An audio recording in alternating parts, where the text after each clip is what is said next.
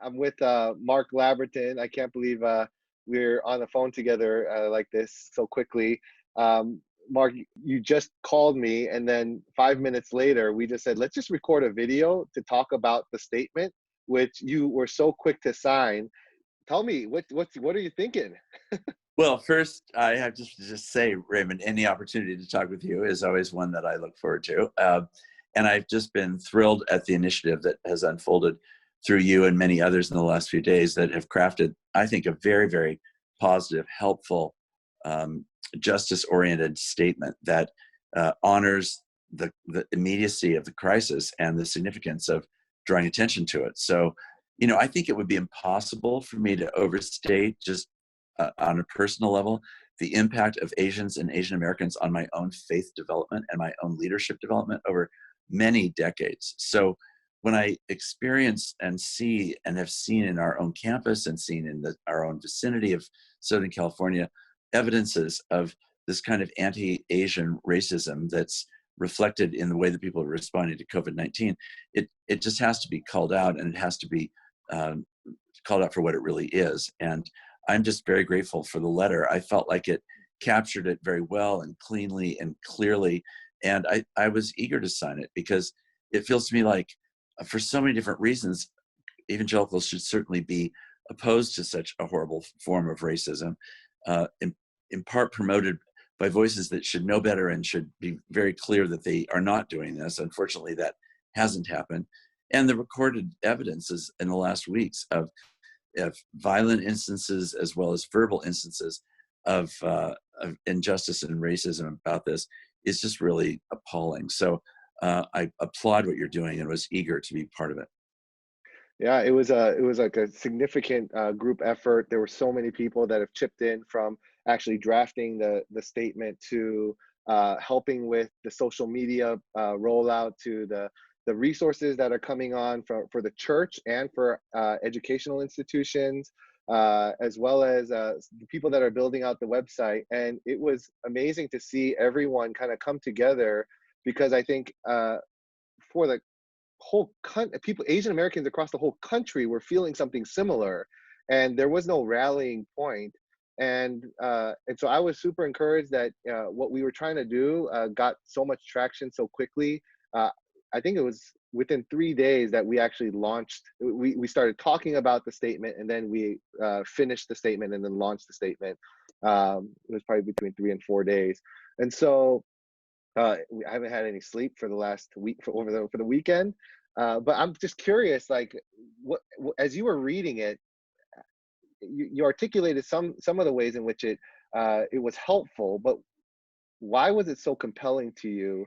And why were you so drawn to it? I mean, I think you once you received the invitation to sign, within like 3 minutes or 5 minutes, your name was already up there. And so yeah, I'd just be curious what that process was like for you, what went through your mind, and in ways that might be helpful to those who are listening in. Well, I think it's partly that when I was reading the statement, I was just struck by how evident and plain the truth was that you were laying out. And because that I so deeply agree with what the statement is trying to raise as a crisis and an issue, felt to me like it was just a natural, almost no-brainer issue, because it felt like surely we should stand against this kind of insidious action that's happening in silent and often invisible ways to many, but is certainly witnessed to by all kinds of people that I have known in our own community here in Pasadena, and others who are feeling very much the sense that we have really a great need to stand with our Asian American and Asian brothers and sisters to say this is just a vile expression of human inclination toward a false kind of blaming and scapegoating. And so I think just instinctively, it just seemed plain and clear that was the right thing. I think the other thing is just the significance of the numbers of Asian and Asian American friends who have experienced this in less vile forms all along, but in this particular moment, to think that a crisis of such proportion that clearly has nothing to do with race should somehow become attached to a particular racial ethnic group makes no logical sense, let alone kind of race-worthy blaming. There's nothing to justify it.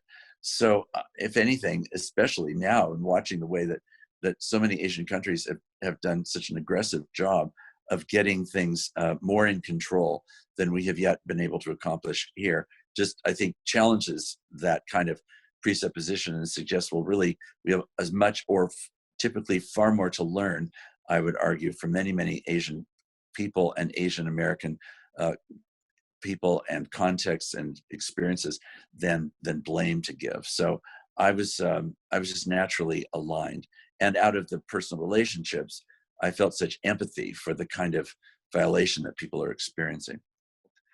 What would you say to people who have the tendency to basically deny or disagree with the fact that something that this what the statement is addressing is actually real? Well, people that don't regularly experience racism themselves tend to believe that racism is a kind of mythic vision that is projected by the person of color onto white people or other people in any case. And that's an impossible narrative to sustain if you actually have deep relationships with people who are people of color.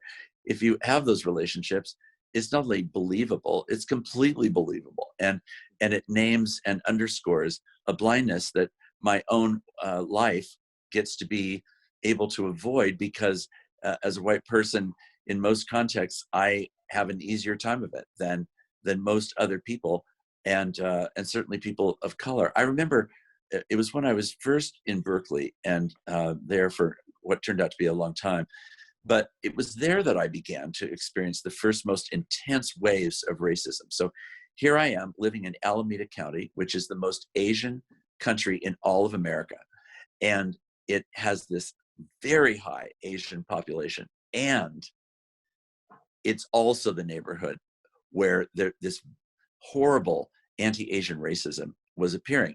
And it would appear in places as unpleasant as men's bathrooms on the Cal campus, and in graffiti that was scrawled on the sides of buildings, and in lampposts where there would be anti-Asian speech and rhetoric. It often felt, frankly, in that context, particularly like it was related to jealousy, frankly, of academic success and so forth. But whatever the motivation, it was thick and problematic. And I began to ask Asian friends of mine in the Bay Area, was this really a reflection of their own experience? Did they feel as though this was really the story that they themselves were experiencing? And I remember, of course, them looking at each other and saying, well, of course it is. This is not at all an infrequent and unusual experience, right?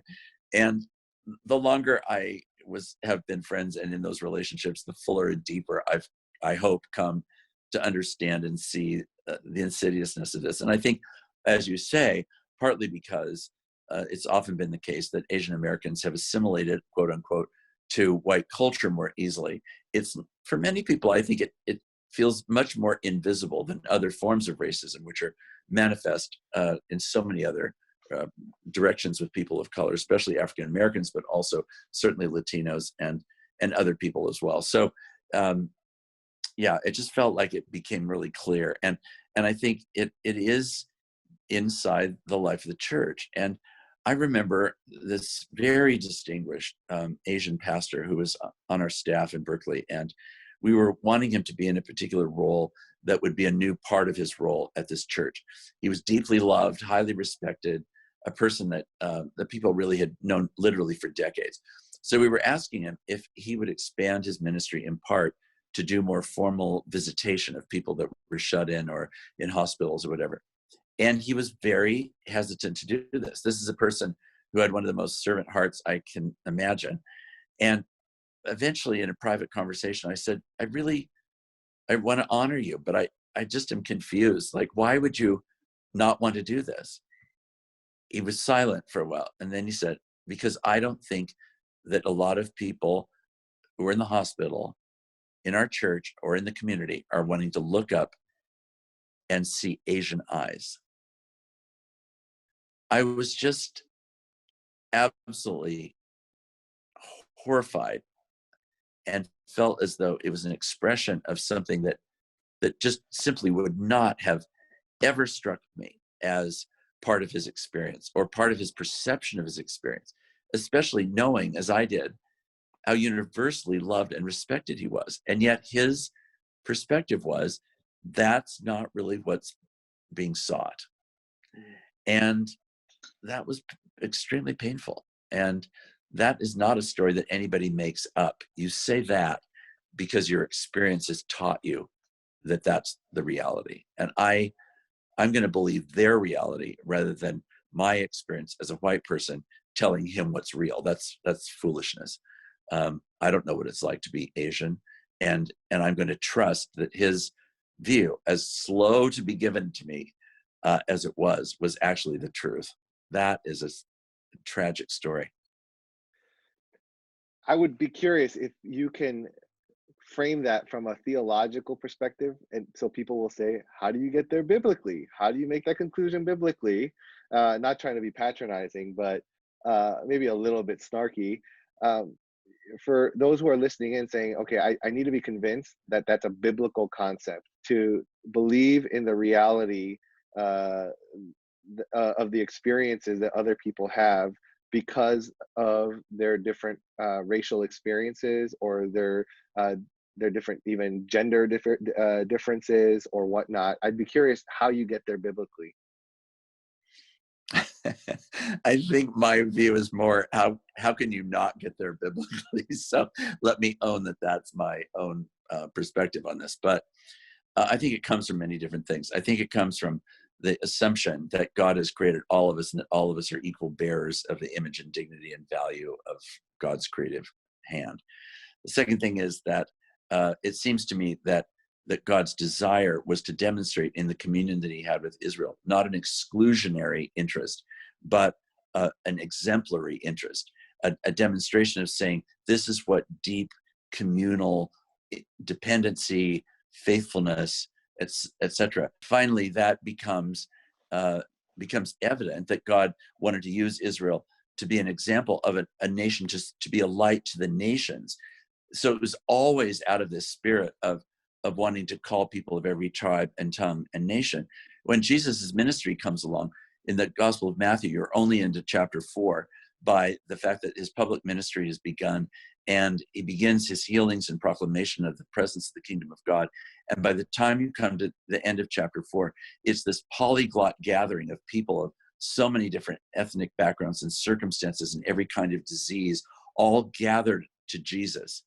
And it's that group of people who then follows him through the rest of the gospel, where Jesus over and over and over again demonstrates that the kingdom is a kingdom of a new social reality, that we love whom God loves, that we give ourselves to the people and the concerns that matter to God. And that tends to lean toward the people at the margins, people who are poor, people who have significant needs, that it's completely beyond our own kind of sociological location. And then when Paul makes his argument in the book of Ephesians that we were dead, we've been raised to life because of Jesus Christ's resurrection, and the evidence, the apologetic, the defense of why we can claim that Jesus was raised from the dead is meant to be demonstrated by a community of unlike people who are brought together in a new communion called the church. That is the stunning culmination. And then the ministry of the church is actually to live out that diversity, and not a diversity that's PC, that's driven by being politically correct. This is where so many people get tied into a different kind of political definition of what diversity is about. I'm talking about a God of endless imagination who has created people of every tribe and tongue and nation, who's given all of us our own individual identity and value, and called us into the uniqueness of what it means to be human and to be manifesting our life and our gifts in a communion together with people that are like us and people that are not like us. And the church's primary witness is meant to be a demonstration of a communion of unlike people who find themselves together only because of the risen Christ, who has brought us together in a new life and a new day. That to me is really the demonstration and joy of the Christian faith. It's other theological legacies that have made purity tests and homogeneity, a demonstration of purity or holiness, and it's a complete loss of a central Christological vision. That's actually a good transition to talking about how evangelicals broadly and more narrowly can engage with these issues. I mean, you've given a compelling reason and an argument. I mean, even thinking about your friend from Berkeley, I think that's been a lot of the experiences of many people of color in general. Like, we have good one-on-one relationships and individual relationships, and because of those relationships, they don't see what our experience outside of that relationship is as we navigate society, Right. and the racialized lens is placed on us in a way that we are looked at differently, perhaps, than you might look at me when we're one-on-one, and you quote unquote might not see my color, which has a lot of challenges and problems, because that means that you're not seeing a lot of what God has diffused into me and infused into me. Exactly. But yeah, so I'd be curious, what you read the statement, you've written on evangelicalism, you lead an evangelical institution. What do evangelicals need to do, especially evangelical leaders, in light of all that we're seeing right now, and around the issues, and then of course moving beyond the issues, right? We know that once the virus goes away, the anti-Asian racism might become latent, but the biases will still be there. The way that we're expected to behave will still be there. The way that we're expected not to have a vocal kind of presence somewhere, or to or the fact that we actually, many of us, have never been to our quote unquote native countries. But yeah, I'd be curious what your thoughts would be in terms of giving a compelling case for how evangelicals need to engage, especially evangelical leaders. Well, if evangelicalism's source is actually the evangel, the gospel itself, the good news of Jesus Christ, that has to define everything else. And when evangelicalism is defined by the evangel, it actually turns out to still be good news. But when it's defined by the ickleism of evangelicalism, you end up having a very, very different reality. And that different reality that is connected to the ickleism of evangelicalism is the layering of locale, racial prejudice, local background, a greater interest in making the gospel fit my sociology than letting the gospel change my sociology and give me an entirely new sociology. So we accommodate the gospel to our social setting rather than actually changing our lives to mirror the gospel. And I think one of the most painful things about this season in American life is that so much evangelicalism, and in fact, ultimately every form of evangelicalism, is naturally embedded in a social location. Mine is, yours is, all of ours are embedded in various social locations. That's sort of the minimum, but the maximum of a faithful evangelical call is to become truly evangelical in the sense of being a reflection of the evangel, as opposed to being a reflection of a homogeneous sociology that may define our life in some region or country or part of the world or denomination that we're a part of, or whatever it might be. That feels like it's a very anemic form of evangelicalism, as opposed to the fully robust evangelicalism that is about an unexpected community of unlike people who find themselves bound up in the process of being resurrected, made new by Jesus Christ, who brings unlike people together. That is the world's evidence that they are meant to see as the sign that there really is a God who can raise the dead. And the evidence of that is that would only be possible because of all of our sociological trappings. That would only be possible because something truly unexplainable has occurred in a person's life to give them an entirely different social reality. And that is our vocation. That's a central part of what it means to be a follower of Jesus. This is partly what the disciples didn't like and what they found awkward and what they kept wanting to push away, whether it was a woman or whether it was a person of a different background, or right? These were all evidences of a problem. and yet to Jesus they were welcomed and encouraged. So I think the evangelicalism that I'm at least the most interested in wanting to be a part of is not one that's saying, are we still evangelical? But instead to turn it around and say, are we yet evangelical? That's the real question. Are we yet a reflection of the gospel itself? And if we're not, then the best kind of evangelicalism says, well, then press on becoming like Jesus and letting Jesus change ourselves and our relationships and our world. Man, anything else that you would want to kind of end with that would be like a charge or an encouragement or a prophetic word? Well, just I want to say just my enthusiasm really for this whole effort, and I think that it isn't that suddenly arises, and the fact that you are ready to write such a meaningful statement, to make it available for people to sign, and in any case reflect on, is exactly, I think, part of what needs to be done.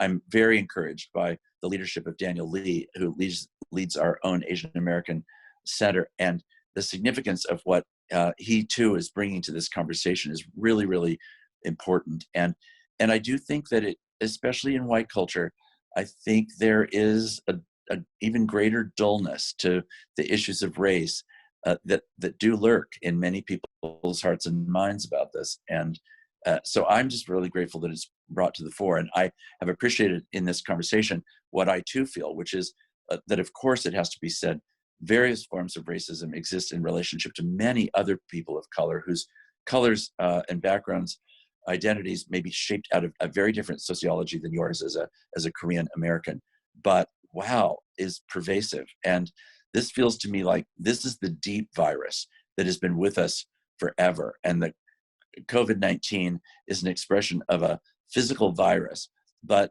some of the deeper viruses are ones that have been with us almost from the beginning, that have to do with exactly the kind of blindness and prejudice and inability to love that is so rife throughout the world. The flip side of this very crisis right now is the evidence, as it often is, of people who rise to the surface, who are people that demonstrate the capacity to love in unexpected and generous and persevering ways. That is amazing. And so I'm just really, really grateful for what you're doing and happy to be identified with it. So thank you for the call.